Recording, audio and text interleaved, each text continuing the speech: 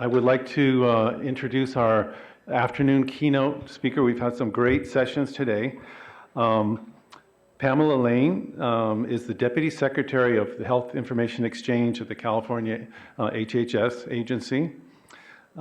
She previously was the Vice President of Health Informatics for the California Hospital Association. She has over 2 decades of experience in hospital operations, leading system and selection teams and redesigning workflow processes to optimize best practice experiences in revenue cycle and information management.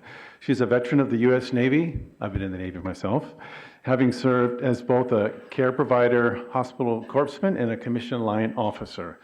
Pam remains active in issues specific to veterans' health and military family support. So let's give Pam a warm welcome as she comes to the stage.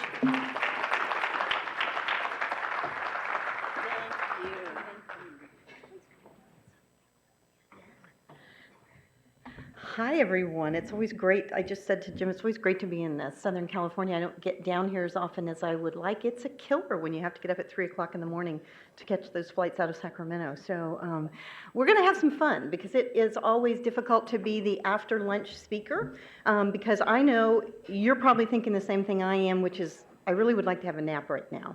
And so those of you who have ever seen or heard me speak know that I'm kind of out there with some of the things I do, so today will be no exception. I said I would, I promised my handlers that I would judge by your reaction as I was talking how far out there I could go, whether we're going to end with chair dancing and wild music, or whether I'm just going to thank you and step off the stage. So we do have a couple of things that I want, a couple of items I want to attend to before I actually get into my comments. And first of all, I want to invite you to my party, November, we always do it in November, May the 8th and 9th in Sacramento. There are flyers out front. We have always had one single transforming healthcare event in California a year. But this year we have so many things going on and we're moving so quickly that we thought it would make more sense to have a 6-month break. So we're going to have this event. We'll start about the middle of the day on the first day, and then the second day will be the full day. We have some great speakers lined up for you. We heard from feedback in years past that having breakout sessions, although you all love the breakout sessions, that you only get to go to a few because they are running at the same time. So we're not going to do that this time. We're going to have what we call talk back sessions. So you can talk back and tell us what you think we should be doing that we're not doing, what are issues that you want to talk to each other about. It's really a great networking event. We're looking for sponsors, and I understand some of you today have stepped forward to sponsor the event, and I certainly appreciate that. As you may or may not know, I'm not sure I wanted to know, but you cannot spend federal grant dollars for food and things like that. So our sponsors help us make sure that you get caffeine breaks and some treats along the way. The other piece of business that I want to make sure I cover before I get into my conversation any further, I'm looking for Dan Danzig. Oh, he's outside. Dan, I will, when he comes in, I'll point him out to you. He's going to be collecting your business cards. If you are not on our contact list, on our blast email list, and you would like to be, please pass your business cards along to Dan, and he will see that you get added to the list. There he is, Dan. He's the man, right there. So if you want to get all of those wonderful, stimulating communications from the Deputy Secretary, or the Deputy Dog, as my family calls me, please make sure you pass your business card along to Dan. It's really hard to think about what to tell you in about 45 minutes because there is so much going on. The first thing, if you haven't noticed already, I don't use PowerPoint, and I don't do that deliberately.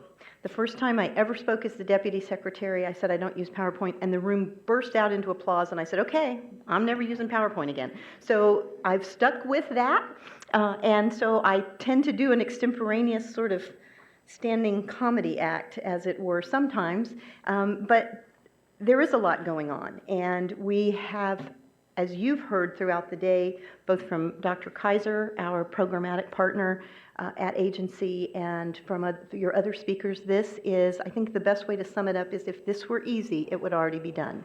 And it is not easy, what we are trying to do. My title is Deputy Secretary for Health Information Exchange, but I also wear a department office hat within agency, and I am the Director of the Office of Health Information Integrity, which of course we know when we get to analytics, the integrity of the data makes all the difference in the world. So they tell me I'll have a job after the HIE grant is gone. I don't know if that's a good thing or not. This has been quite a challenge, but these are very, very exciting times. And your focus on the consumer and the consumer use of data is right on the money as far as I'm concerned.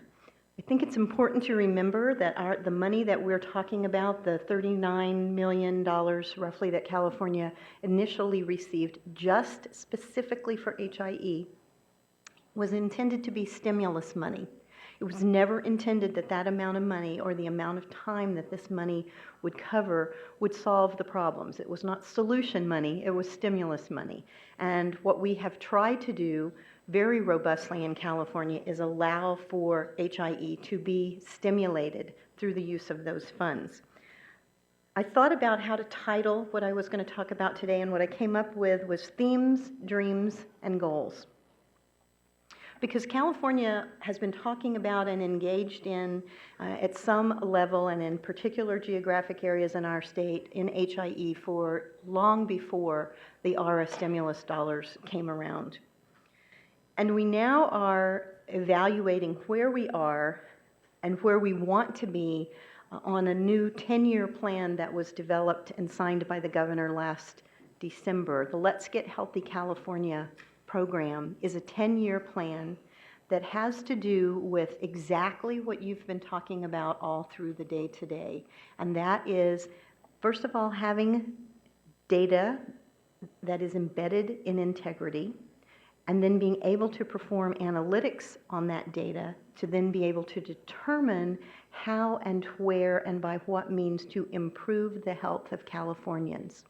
And so a blue ribbon panel with Don Berwick co-chairing it with Secretary Dooley did a very rapid turnaround exercise over the course of about 9 months and came up with a plan that you can find on the website called Let's Get Healthy California. It is a 10-year plan. It has very specific clinical indicators for health improvement across all ages, genders, and cultural areas of our population in California. So it's very exciting, but it all is dependent upon the data being available to be analyzed and to be able to meet and determine those indicators.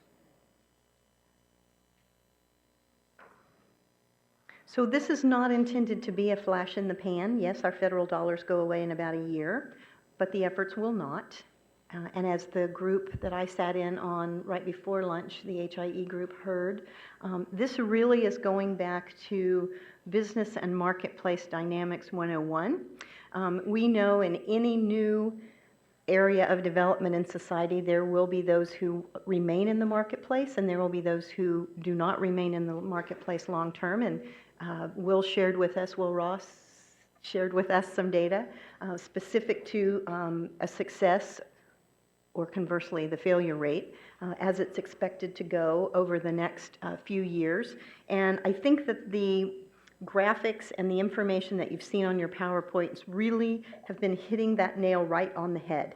I loved the bingo, the grid that was up here, and I said we should leave it up there, because that really is all of the distractors that we're all dealing with and that providers are dealing with. And it is a painful, painful time to be trying to implement and deal with all of the change in the healthcare world.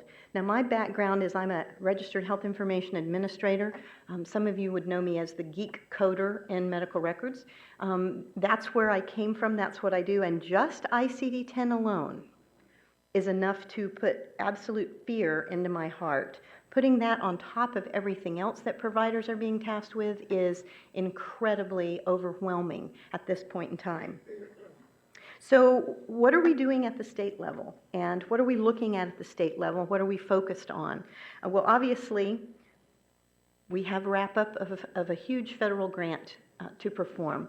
Our program officer was here in February, and he, tongue-in-cheek, but perhaps not so much tongue-in-cheek, said to me, you know, we really just need you and California to solve all the problems around all of this, because if you can solve it in California, we can solve it for the entire rest of the country. California is so big, we say that all the time. You know, we use it as an excuse. Oh, we're so big in California. We're so diverse in California.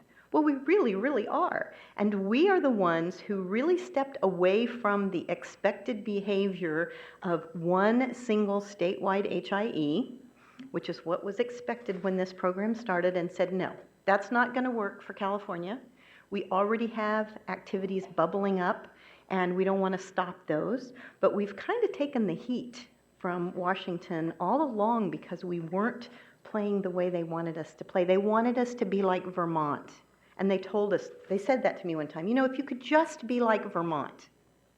Right, let me get right to work on that. I moved here from Rhode Island, so I kind of knew what they were talking about. In Rhode Island, there's only, depending on the day, 10 or 11 hospitals. So getting statewide HIE, not such a big deal. Doesn't work that way in California. And they have finally acknowledged that publicly. It's also interesting to hear the other states talk about sustainability with a capital S, and then have them come up to me and say, you know, I wished we'd done what California did, because we have a single state HIE, but if it fails, the whole thing's gone down the tubes. And in California, if someone doesn't succeed the way they want to, see, I didn't use the word fail. If they don't succeed the way they want to, there'll probably be colleagues and peers who will be willing to step in and step up and help them out, and will keep the efforts sustainable in California. It's not really about the money, although it's always about the money in California, but it's really sustainability in California is really about keeping going what's already going and rippling it out a little further and a little further and a little further. So part of my role has been to help assess where we are in California and what are the barriers that still exist. And for those of you who were at the November summit, you heard me talk about the concern with a growing gap between what we term enterprise HIEs, that is the integrated systems, and the community HIEs. And there we knew and I was concerned about, would there be a gap that would just continue to grow? And I'm delighted to share with you a teaser about what you will hear May 8th and 9th in Sacramento. Some of the people in this room who are they're brilliant. They're absolutely brilliant. Representing both enterprise HIEs and community HIEs have come together, they're working together, and their question they're asking each other and the problem they're trying to solve is, what is the trust issue that keeps my HIO from exchanging information with your HIO?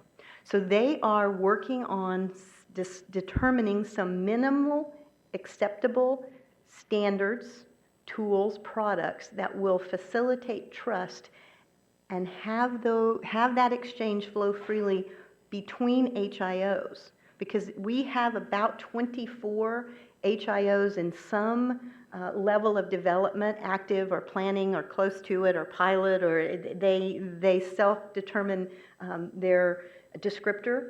But there's about 24 of them, and if we could get all of them connected together, we would start to solve that national problem of getting states that are separate or efforts that are separate together and moving the information truly to wherever the patient goes. Because how many of you never leave your home community?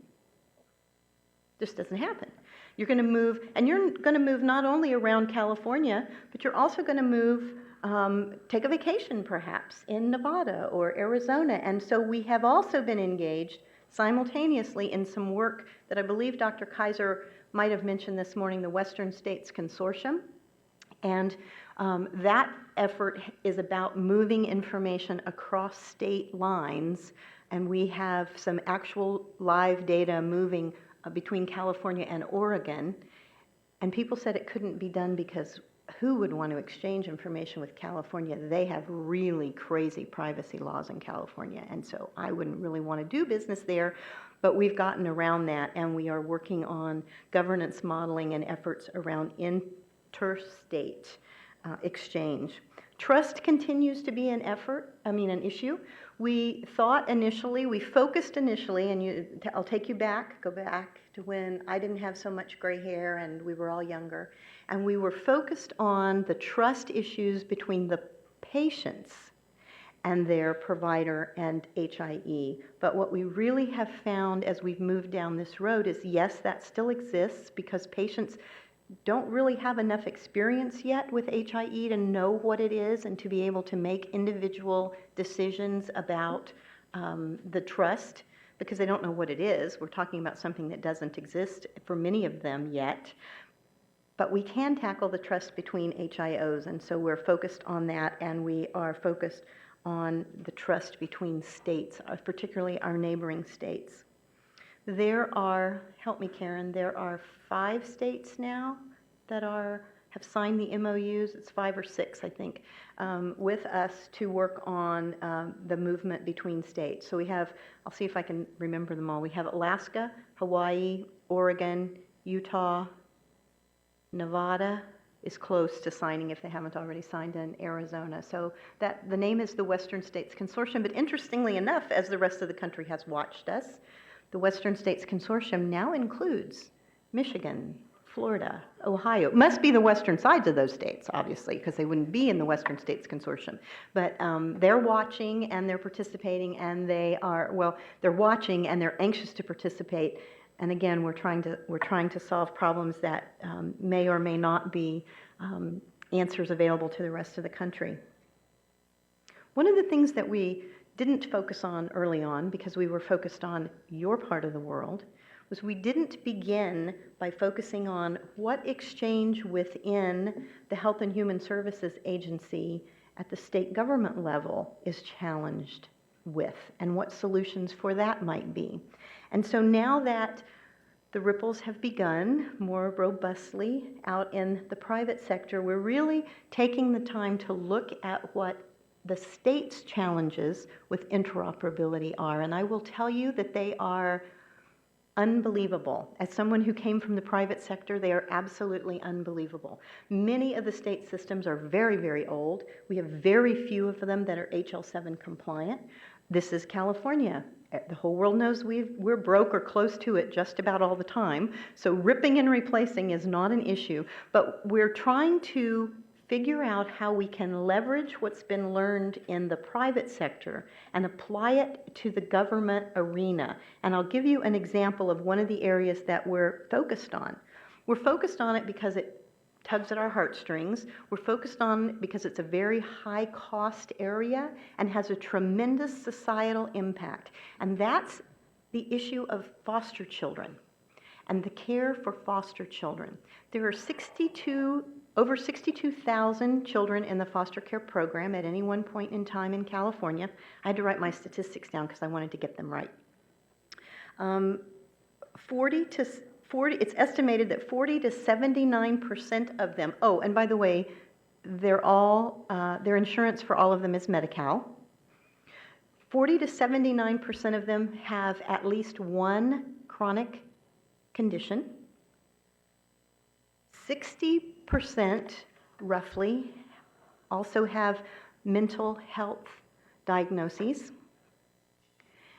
And the prescription rate for psychotropic medications for this population is 9 times their peers in the Medi-Cal system. So looking at foster children compared to other children in the Medi-Cal programs, 9 times more psychotropic meds for these children. Now, compound that with the fact that this is an incredibly mobile group of children who may be in, these programs are county-based for the most part, but the information systems flow up to state systems.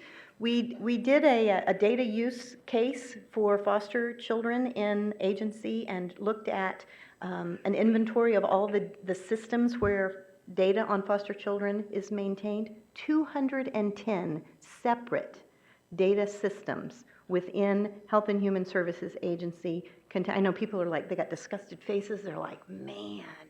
And wouldn't it be great if we could get information sharing to occur across agency departments so that the Department of Mental Health and Medi-Cal and Social Services and the court system and the schools, now that's outside of agency, but there's also issues as they move from school to school, and you have to have their immunization data to enroll them in a different school. If we could get all of that information to be shared even within one agency, much less create a personal health record plus, as I call it, for these children, that they could have their information that's important to their care to go with them, such as their birth certificate, their school transcripts, their immunization records, and all of the other pieces and parts that we think of as a traditional medical record. What a potential savings we could have, and a better coordination of care for one high-cost, high-vulnerable population in California. Sounds great. Everybody says that's a great idea. Funding it is a challenge. And so how we will, because part of the HIT funding in California, the initial statute that created my position as well as the other efforts, said that no general fund monies can be spent on HIT efforts in California. So we're trying to be creative. I'm talking to folks and begging. It's supposed to be called talking. I'm begging for money so that we can move forward, particularly, and that's just one use case, one. Add in the challenges of care for some of our other vulnerable populations, like our seniors and their post-acute care, and coordinating all of that care. We've got some great challenges, but with great challenges, we also have great opportunities. I wish that I could tell you that I've identified all these problems and I have all the solutions too, but I don't. You will help me, I hope, come up with solutions for these programs. So in my secondary role, although it's really not secondary, in my Director of Cal-OHI role, what I've tried to do, and I know many of you have taken advantage of it, is I've tried to put onto the website tools that you actually can use, not just policy rhetoric and links to other things, but with our partners at CHEC and our previous partner, Cali Connect, you will find on our website things that were identified as helping tools. We have modular, I can never say this right, we have modular participant agreement language on the website. It's a tool, I know it's hard to say, it's a tool that if you're looking to create a data use agreement, and rather than giving all your money to the attorneys for this, you can pull language that's been vetted by the partners in our world, our HIO partners, who have found these pieces of agreement language to be helpful, and you can put together your own agreement, and then you can vet it through your attorneys. I'm looking for, I saw him earlier today. I won't call him out if I don't see him, but one of our HIO partners estimated that tool alone has saved them over $25,000 in legal fees, drawing up participant and data use agreements for their HIO.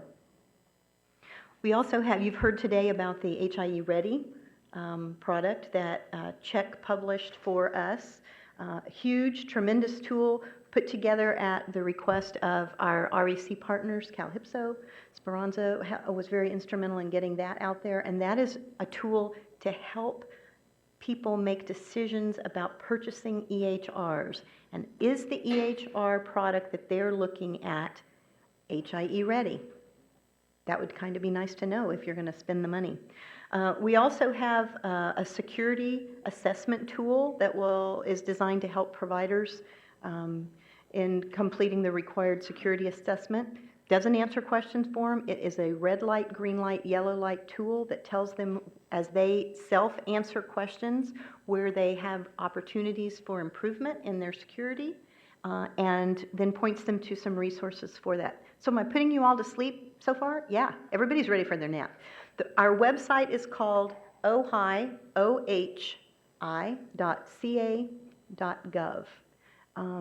It's not your usual state government website. Lots of videos, lots of clips. I know there have been some interviews occurring here today, and some of those you'll be seeing in the days to come. Really intended to be very interactive and very useful to you. If there's something that you know of that you think would be helpful for the rest of the world to know about, shoot me a line at plane, just like plane, airplane, at chhs.ca.gov. And I need to hear from you much more than you need to hear from me during this process. Our history in California has been slow but steady, and we are picking up momentum. We began to pick up momentum about the middle part of last year, and I was able to report out on a lot of interesting, exciting, and fun things that were going on in November, and I expect that momentum is going to continue. Will talked about a tipping point. I'm not sure that we're there yet. The optimist in me who wakes up at 2 o'clock in the morning and says, oh my gosh, what are we going to do next, wants to say, oh, but you're at the tipping point. But I'm not sure that I can say that, but we are starting to roll. We are starting to come up, I think, with as many answers as we are questions. Other issues that we're tackling within state government, and I got to tell you, as hard as this is in the private sector, and I've spent my entire career either in the federal government realm or in the private sector, so I know how hard it is in the private sector. It is times more than 2 that hard within state government, just to figure out and find the person you need to talk to, and to get the attorneys in each department to get from, no, we can't share our information with you, this information is ours, you can't have it, to get them to, why yes, that would make sense. Perhaps we should share that information with you so that you don't have to capture it as many times as everybody else who needs that information has to capture. It's hard. But we've had some great successes within government in the past few months. You may have heard about the Immunization Gateway. I don't know if Dr. Kaiser spoke about that. I need a head. Somebody tell me no, yes, maybe. He did? No, he didn't. Okay. And I am not an expert on the Immunization Gateway, except to tell you this is what I learned when I became the Deputy Secretary. I kind of knew this before, but I didn't put it in the big context of HIE. As you probably know better than I did, California has 9 separate regional immunization registries. They're not all on the same platform. I know you're shocked. You never heard that before, right? So what we have designed as the gateway, and that's the word we use, into a statewide registry is what we're calling the Immunization Gateway. And we've had to develop some things that, and I don't know if these are proprietary names or not, but I just think they're fun. I just think there's something fun about something called HL7 Jump. Because they're not HL7 compliant, that's, for part of the world, that's like new. Health Language 7, what the heck is that? That's like ICD-10. What is that stuff? So we kind of have to make this information flow in such a way that it's usable and that it can be standardized. And that's part of the challenge of the immunization data. Now, the immunization data is just an example. The gateway is intended to be a gateway for incoming data of any type, long term. We just happen to start with immunization data because, again, just in thinking about our foster children, that's important. In all of our children, that's important. So we're focused initially on the immunization gateway, but this truly is a gateway, and it's intended to be used multiple times over. My job, as I see it at agency, is to keep this real, keep it real. And to me, keeping it real is don't have to build something more times than just one time if you can build it in such a way that it can be used over and over again. And I'm talking to a room full of technical people. You know this far better than I do. But the concept is it's a gateway for incoming information. And I do love the name HL7 Jump. Labs, as you know, with the CalReady system are challenging and part of our mandatory reporting in California, and we have some not production environment testing going on around labs at the state level. I'm hoping Scott will make a face at me if I'm saying anything that's wrong, but I think so far I'm doing okay. Yeah. And then, of course, we have great challenges in California. The first time I was ever in this room was for a meeting on an e-prescribing consortium. And some of you, I think, were here for that. And we have 98+% of pharmacies are wired in California, but our utilization is like 49th in the country because we never did figure out the workflow redesign to make the technology part of the provider and the pharmacy workflow. And that really is the hardest part. That's the hardest part. We hear that when we talk to providers. You know, we don't want to automate chaos. That gets us nothing. We want to make all of this go more smoothly and make it make more sense, keep it real. And so we continue to work on that. And one of the interesting, since I'm talking to Southern California, I'd say this. I would never say this if I was at Northern California HIMSS. But as I was looking at utilization data for e-prescribing, Silicon Valley is the worst rate in the state. Looks like we have some opportunities there. So part of what my staff are doing today, even as we speak, is we are preparing an update to our state strategic and operational plan. It's a required component under our federal funding, but it's a pretty substantial document that has wonderful color pictures and wonderful graphs, and it's always fun to see the landscape assessment change as we go through this process, and that's one of the things that we'll be sharing with you. It will be ready. It'll be posted on the website. I think the last one was 168 pages. You can print it if you'd like. I'm editing it on the plane, part of it on the plane on the way back to Sacramento, and it really does give you a fabulous look at what has occurred in California over these last 4 years, and yet what's also still ahead of us. So how do we measure progress? Well, one of the things I talked to the federal government about is, you know, California is big and we are different. And if you take the map of the United States and you fold it vertically and you lay California over the East Coast, it's quite a bit of land that we cover, like Florida to Pennsylvania. So we aren't like Vermont. What if the measure of progress in a state was number of lives covered by HIE activity?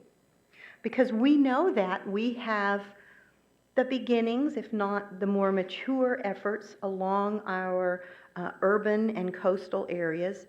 And we have very little activity up north of Sacramento in many of those rural regions, which also are our focus of my office. But to say that the rural areas in California are not covered by HIE, well, the people in California don't necessarily all live in rural areas. A lot of them do, and they have special needs and special challenges. One of the things that we're trying to do in our HIT plan is incorporate telemedicine, because previously, as you know, the telemedicine efforts in California were over here because they got a grant early on and started work, and then all of the other HIT things were over here, and neither the twain shall meet, except it's just electronic data movement.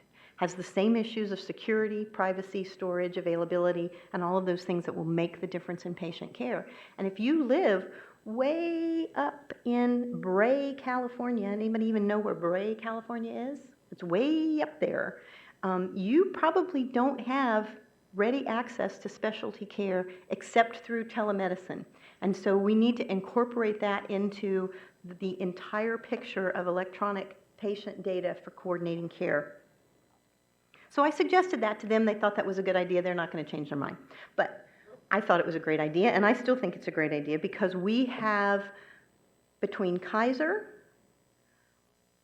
our active community HIO efforts, Medi-Cal's population, We have over 2/3 of the people in California covered under HIO or information exchange activities. That's pretty awesome because we're not talking about the population of Vermont. And anybody here that's Vermont, I'm not picking on Vermont. I love Vermont. They have great cheese, but it's not California. This whole concept of health systems, our integrated health systems, working with our community HIOs is earth-shattering for California. Now, those of you who've watched my activities over the last year plus know that I'm not going down the road of regulation, and I'm not going down the road of statutory authority for things. We got enough of that, in my opinion, going on. The feds are regulating us about this. This is their project. So part of my job is to hold us off on that. But we do have some decisions that we need to make in California, and I am delighted to say that 12 HIO leaders took an entire day away from their jobs and sat in a room. All of them agreed they would not tweet, they would not email, and they would problem solve. And it was a classic group dynamic development. They started off like this. I can't share with you because, and you can't share with me, and I don't trust you, and blah, blah, blah. And by the end of the day, they had gotten to, what can we agree on? What can we agree on that would make us trust each other and allow us to share information across these barriers and across this gap? It was great. It was great to watch. And one of them said to me, and I stepped away from the table. I was not part of the conversation unless they had a specific question they wanted to ask me. But one of them said to me, you know what, this is the best thing the state has done in a decade of talking about HIE, is let us figure it out instead of telling us what it should look like. And I said to them, hey, I sit in Sacramento, I read about it, I watch the stuff you're doing, but I'm not doing it, you're doing it, and so you've got to tell me what it should look like. And we should have a product for you to be presented at the summit May 8th. Now, some of you, I'm just boring to tears, and I'm sorry about that. So, how many of you have ever chair danced? Anybody here ever chair danced? Do you know what that is? You don't get up out of your chair, but you dance like crazy to wild music. And so I threatened my handlers. Oh, see, some people know how to do this. They're already doing this. I threatened my handlers that is before I turned it over to questions and answers, and I probably don't have the answers, but you are more than welcome to ask the questions, that I would put on some music and you could chair dance. So the people who know me are over here with these great big smiles on their faces like, I can't believe she's doing that. But that's the kind of thing I do. I take my work incredibly seriously.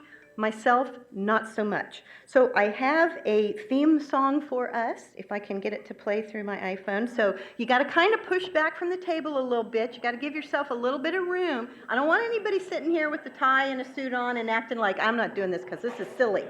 This is the after lunch session. You need to chair dance. So let's see if I can get this thing to play. It's incredibly apropos for this group. I know you're thinking, this is our deputy secretary. It is. Come on. There you go.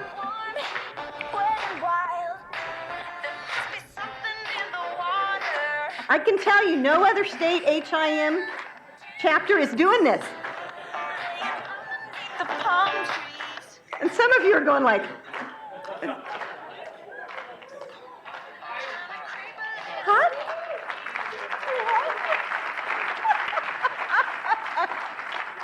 No sleeping on my watch.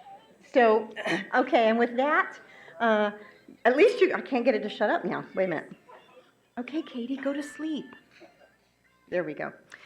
So with that, if you have questions, I'll be happy to write them down if I don't have the answer. I'm pretty good at making up answers, though, but I don't ever tell lies. So if I give you an answer, you'll know it's the truth. Any questions? Yes, sir. Hello, my name is Louis Gamble. Hi. Oh, sure. I came in late, so maybe I missed a bit of information. We solved all the problems of the world before you got here. Oh, darn it. You talked about wanting a personal health record that students or disadvantaged Foster kids or children. Children Yeah. could use.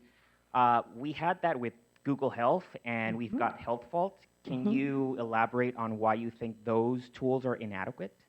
I don't know that they're necessarily inadequate. I think they're certainly an option. I'm not familiar enough with Health Vault to know whether it can incorporate other types of data other than health data, because part of the challenge that we have with these children is other types of documents per se. Oh, I forgot to tell my story. I always tell a story, so I'll have to come back to that in a minute. I don't know that it's inadequate. I think it's an option. Part of the challenge that we have with the foster population is there are so many people engaged in the process that getting our arms around what's feasible and what's necessary is a bit of a challenge. So part of what I see my role is as a convener and pulling people to the table and getting them to talk about, if you ask Health and Human Services Agency about foster children, you get a very different answer sometimes than if we were, and we need to ask foster children what would work for them. It's their lives we're dealing with. So yeah, but good question, thank you. So my story that I was going to tell you, I was a patient this week, which is kind of different for me. And I had been a member of an integrated system. I can't tell you who it is, but their initials are KP. And so I'd gotten really used to not having to think about pieces of paper and not having to think about, how my information was getting around. And I went to become a new patient of a new system. And I was blown away because when I talked to everybody, and so I was talking to them about their EHR product, and my doctor, who was young enough that I could have called him Sonny, reached for his iPhone, and I said, "Okay, what are you looking up? What application are you using?" Because I'm asking him all these things, and they're apologizing. They're saying to me, "Well, we're not there. We're chasing them. We're trying to catch them." And they were talking about the electronic world. But what I was blown away by was some other applications and some other considerations of the patient in their world. And yes, this is all about patient care. And yes, I was a corpsman for 7 years. I was stationed with the Marines at Camp Lejeune, North Carolina. I loved it. It was a great way to get great experience. Then I became a commissioned officer in intelligence, just another form of secure information. And so it is all about the patient. And I talk about the patient. I'm passionate about the patient. But we can't get so caught up in focusing on this electronic stuff that we forget the rest of it. And the parts that blew me away is I had prescriptions switched over, and I had to go to the pharmacy, and there was a wait. They had recliners in their waiting room for patients who didn't feel well, who couldn't sit comfortably. The next morning, I had to go back. I'd never seen that, never in my life. And my husband said, "Oh, look, I can take my nap." "No, you can't. Stay out of that chair." And nobody was in those chairs. Nobody was taking advantage of those chairs being there. I mean, it was very obvious in that culture who those chairs were for. I went the next morning for fasting labs. Ever had that experience? All you want is your cup of coffee, but you got to wait for the lab to open, and then you got to go over there, and you got to. There were 6 people in front of me. I was in and out in under 14 minutes. That's patient-centered care. And now, they were using an electronic solution. They had a kiosk there, and you said whether you were there for the pharmacy or whether you were there for the lab, and they had this thing nailed. One of the things that really impressed me, though, it was my first visit, is they wanted to make sure that I knew how to engage in their patient portal. So they had staff there. Now, they use a commercial web-based product, but they wanted to make sure that I knew how to do this, and so they had printed instructions that they gave me, and they had staff that were available if I didn't know how to use the computer well. Holy cow, talk about patient engagement in their care. And that was not about the electronic record. I can hardly wait to see what's on that portal. And so it asked me questions like, did allergies for me to list. Now, I know that the information is going to flow from them into this, but it was like, wow, I can hardly wait to see how this works. And it's secure messaging with my provider. But they wanted to make sure that I knew how to use it. It wasn't just that we have it. Here, let us help you sign up for this. Brought it to a whole different level. and I am going to have a terrible time keeping my husband out of those recliners. I know every time we go over there. So other questions? Sorry, that was my story and I meant to tell you because it took the whole focus off of the electronic solution and really made it about the patient. I thought it was pretty cool. No? That's because I told you I didn't have any answers, huh? It's like, why ask her the questions because she doesn't know the answers? Well, I do hope to see you all in May in Sacramento. It is my party. We are planning some fun things for you. Imagine that. I hadn't thought about chair dancing, but we might have to put that on the agenda. We are going to have talk-back sessions. We have some phenomenal keynote speakers, including Pam Matthews from HIMSS is going to come and share part of the day with us. We have some very creative things that we're working on for you. Again, some fun. This is hard. If this were easy, it would already be done. So we might as well have a few laughs while we go through this journey together. Thank you so much. Please let me hear from you. And if you have anything you want me to know, you have my email. I have cards too. Thank you.